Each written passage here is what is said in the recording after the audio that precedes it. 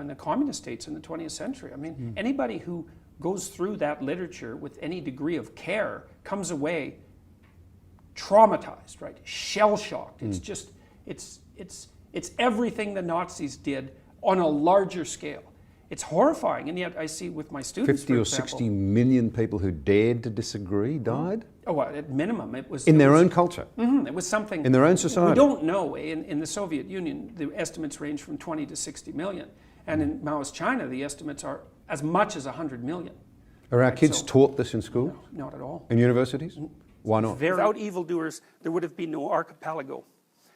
The archipelago, the Gulag archipelago, is Solzhenitsyn's metaphor for the prison camps, like the prison camps that exist now in North Korea, in which millions of people are starving and dying, for the prison camps that littered the entire Soviet Union. And those cultures became so pathological that in East Germany, for example, before the wall fell down, and East Germany was arguably one of the more civilized parts of the Soviet state, 1 person out of 3 was a government informer. So if you have a family of 5 people, there's a reasonable probability that 2 of them are going to tell a government agent what you say and think. And that was also portrayed as the highest possible moral virtue, because it was much better for you to be an admirable citizen of the state than, say, a loyal daughter. And that's what children were taught in school, that the family was a defunct unit, and that individual relationships were secondary, and that all that mattered was adherence to the dogma that constituted the central axioms of the state. They were often digging canals on the frozen Siberian prairie by hand. There was one canal, I think it was on the Volga River, but I can't remember precisely. Stalin killed 300,000 people in a single winter, digging it by hand. And when it was done, it was so shallow that no ships could use it. The narrower the box that you stuff yourself into, the weaker your character becomes, because there's nothing left of you. You're just a shell that has demons in it. But you're still the sort of thing that can suffer. And so if you cram everything you are into a box, a small, tight box, and you get rid of everything that doesn't fit, you get rid of everything in you that makes life bearable. And then life becomes unbearable. And then if life becomes unbearable, well then, of course, you're motivated to do nothing but to take revenge on it. Because why wouldn't you? If all you were doing was suffering stupidly and meaninglessly, how could you possibly show a positive face to yourself and to the rest of humanity? Stalin didn't just kill individuals that he pulled off the streets. He killed like all the engineers and all the doctors because he believed they were wreckers. They killed all the good farmers.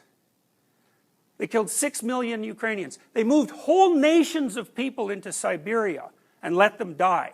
And there's every bit of evidence there is suggests that what Stalin was doing was practicing murderous genocide on an ever larger scale and hoping that it would culminate in a thermonuclear war.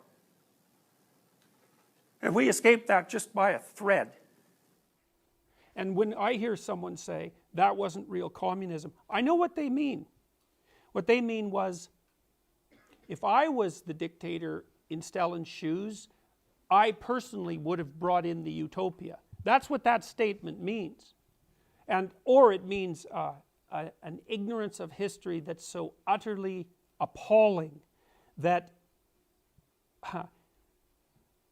any political statement made on behalf of that person whatsoever should immediately be followed by a paroxysm of extreme embarrassment.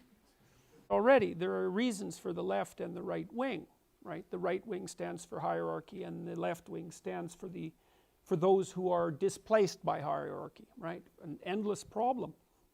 But that doesn't mean, that still leaves it in the camp of the people speaking on behalf of egalitarianism to figure out just what the hell went wrong and to take some responsibility for it. You know, it's no joke. And we see these things play out continually. Still, look at what happened to Venezuela. Here's a fun story. Do you know that it is now illegal for physicians to list starvation as the cause of death for a Venezuelan child in a hospital? That's how they're dealing with the fact of starvation. right? You just make it illegal to have that diagnosed as your cause of death. That'll solve the problem. You know what happens if you blast a single hydrogen bomb 100 miles above the United States? Just one. You lose all your electronics. Right, they're all done. Tractors, cars, trains, subways, computers, phones, all of them burn out. And that's it. So we're not done with this yet. Actual practice were murderous instantaneously. Now, what happened? There were always apologists for the left in the West, especially in France, especially among the French intellectuals, especially in the late 1960s.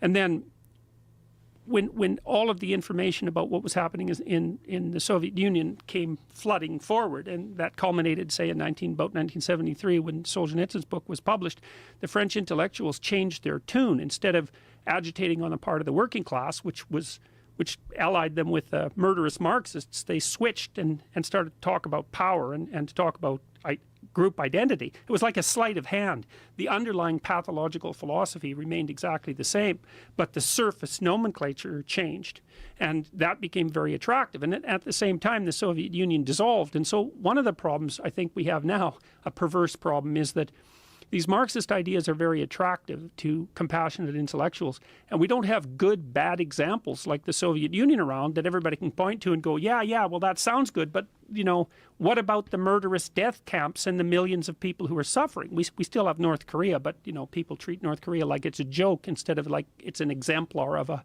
pathological system. And people have no historical memory. Like my students, and that's partly because they're taught so badly in schools, is they have no idea what happened in the Soviet Union. They have absolutely no idea. They know a little bit about the Second World War, maybe. And of course, people generally know about the Holocaust, but they have no idea what happened in the Soviet Union. So they have no idea where these ideas could lead. And the universities and the high schools are so full of people who are radically left-leaning that the students are never taught any proper history. You know, they're taught about the evils of capitalism. And you know, I mean, it's not like any system is perfect, but there's difference between imperfect and consciously murderous. And Orwell was another one of those people, intellectuals, who woke up pretty early. You know, Orwell wrote Animal Farm in 1984. He wrote 1984 and 1948.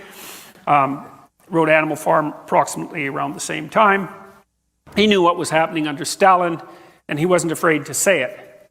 But it was a message that in some sense fell on deaf ears. Yes, bolshy and outspoken. Bolshy meaning Bolshevik-like. It's like, well, you know, he's appropriately bolshy. It's like, it's no different than saying, well, he's appropriately Nazi-like. Like, what the hell is that? I mean, there were 50 million people that were killed in the Soviet Union by the Bolsheviks, and maybe twice that many in China. And that says nothing about Cambodia and all the other places there were radical left bloodbaths. You think it's cute to call someone Bolshe? Jesus, it's appalling. It's appalling. It's not some fashionable thing that you do.